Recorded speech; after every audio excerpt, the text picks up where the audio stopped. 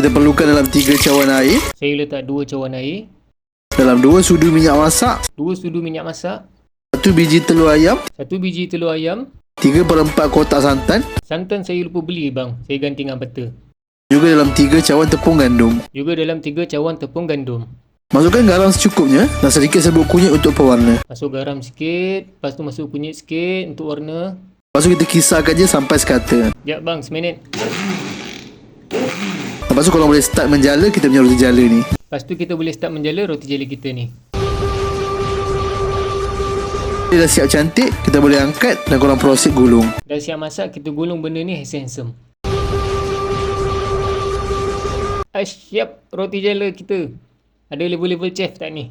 Untuk gulai, korang tumiskan 2 batang serai dan juga rempah 4 sekawan. Untuk gulai, mak saya ada bagi gulai air tu bang.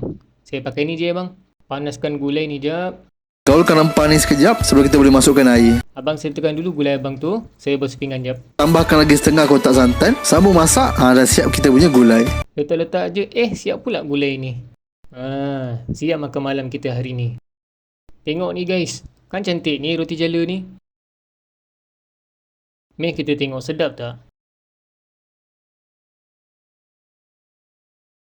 Rupa je hodoh sikit tapi masih rasa roti jala.